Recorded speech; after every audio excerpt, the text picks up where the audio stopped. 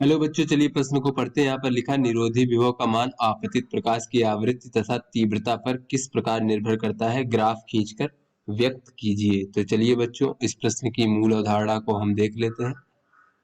तो बच्चों, इस प्रश्न की मूल अवधारणा में हम समझ लेते हैं कि ये निरोधी विभव क्या होता है बच्चों। तो यहाँ पर ये हमारी निर्वातित कांच की ट्यूब मान लेते हैं, यहाँ पर ये हमारा कैथोड, ये एनोड मान लेते हैं, और ये दोनों इस प्रकार से जुड़े हुए हैं बच्चों बैटरी से।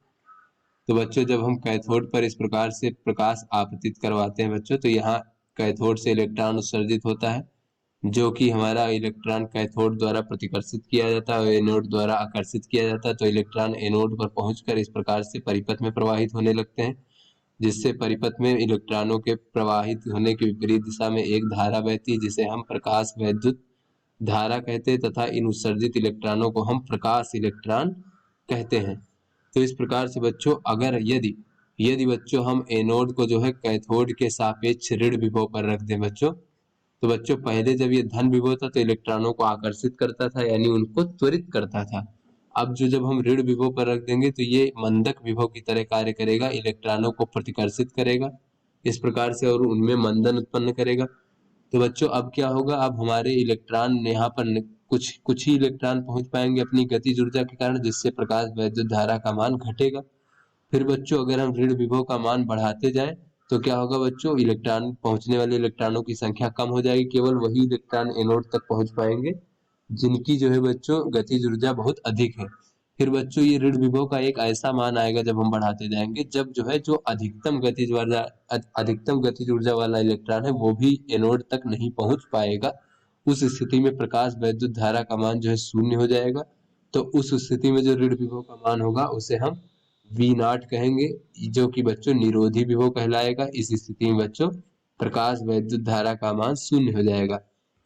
तो बच्चों यहाँ से हमने देखा कि निरोधी विभव का कार्य ये है कि जो अधिकतम गतिज ऊर्जा वाला इलेक्ट्रॉन है उसको भी मंदन करके उसकी गतिज ऊर्जा को शून्य कर दो, यानी उसकी वेग को शून्य कर दो। तो ये निरोधी विभव द्वारा इलेक्ट्रॉन पर किया गया कार्य क्या हो जाएगा, इलेक्ट्रॉन का आवेश गुणे निरोधी विभव। ये किया गया कार्य जो है बच्चों, ये अधिकतम गतिज ऊर्जा को शून्य कर रहा है, तो इसके बराबर होगा बच्चों अधिकतम गतिज ऊर्जा के। इस प्रकार से तो चलिए बच्चों अपने प्रश्न को हल करते हैं। तो यहाँ पर बच्चों हम देख लेते हैं कि जब किसी सतह पर प्रकाश आपतित होता है बच्चों, तो वहां से इलेक्ट्रॉन उत्सर्जित होता है। तो जो फोटॉन आपतित होता है बच्चों, फोटॉन की ऊर्जा E बराबर एच न्यू होता है, जहां एच प्लांक नियतांक है और न्यू क्या है, आपतित प्रकाश की आवृत्ति है। तो बच्चों इस फोटॉन की ऊर्जा का कुछ भाग जो है ये इलेक्ट्रॉन को उत्सर्जित करने के लिए आवश्यक न्यूनतम ऊर्जा के रूप में खर्च हो जाता है, जिसे हम सतह का कार्य फलन कहते हैं बच्चों। और जो फोटॉन की ऊर्जा का जो शेष भाग है वो इलेक्ट्रॉन की गतिज ऊर्जा के रूप में परिवर्तित हो जाता है। तो कार्य फलन चूंकि उत्सर्जित कराने में, इलेक्ट्रॉन को उत्सर्जित कराने में न्यूनतम आवश्यक ऊर्जा है, तो ये जो इलेक्ट्रॉन की गतिज ऊर्जा होगी ये अधिकतम गतिज ऊर्जा होगी इस प्रकार से।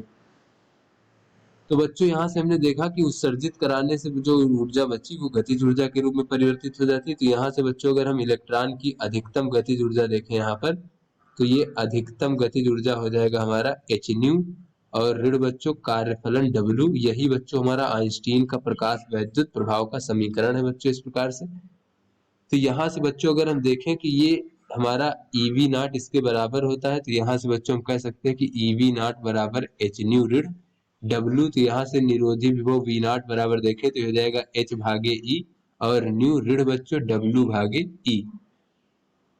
तो यहाँ से बच्चों अगर हम देखें, हमसे कहा जा रहा है कि ये निरोधी विभव का मान आपतित प्रकाश की आवृत्ति तथा तीव्रता पर किस प्रकार निर्भर करता है, ग्राफ खींचकर व्यक्त कीजिए।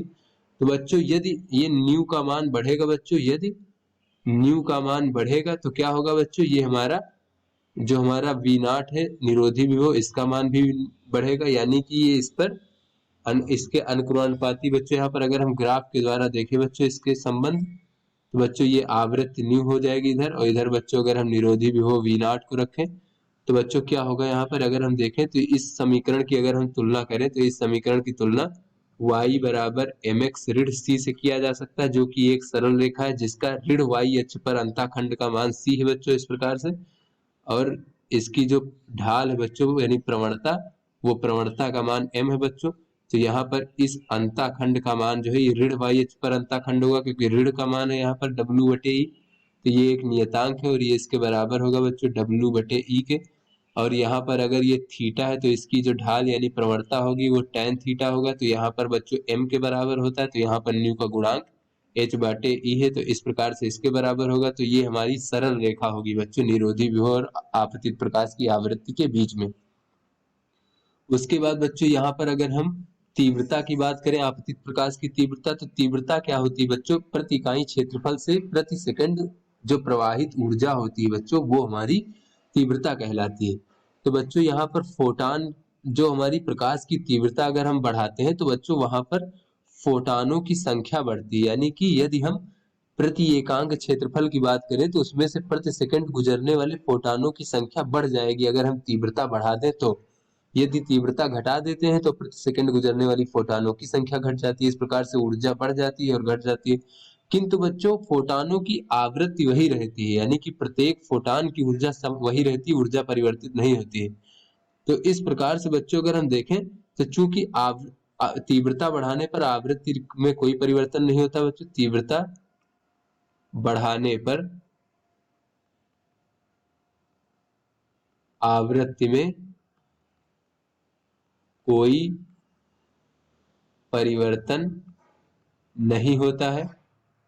तो बच्चों जब आवृत्ति में परिवर्तन नहीं होगा तो इस समीकरण से अगर हम देखें तो निरोधी विभव में भी कोई परिवर्तन नहीं होगा, नहीं होता है। अतः निरोधी विभव भी परिवर्तित नहीं होता है। तीव्रता को चाहे बढ़ाएं चाहे घटाएं, निरोधी विभव भी परिवर्तित नहीं होता है। तो बच्चों इसको अगर हम ग्राफ की सहायता से समझना चाहें बच्चों, तो इधर अगर बच्चों हम इस अक्ष में तीव्रता रख दें और इस अक्ष में बच्चों निरोधी विभव V0 को रख लेते हैं, तो बच्चों ये हमारी तीव्रता बढ़ाएं या घटाएं, ये निरोधी विभव का मान नियत रहेगा, वो परिवर्तित नहीं रहेगा। यदि बच्चों हमारा आवृत्ति का मान नियत है तो, क्योंकि बच्चों ये निरोधी विभव केवल आवृत्ति पर निर्भर करता है, तीव्रता पर नहीं। तो आशा करते हैं आपको समझ में आ गया होगा। धन्यवाद।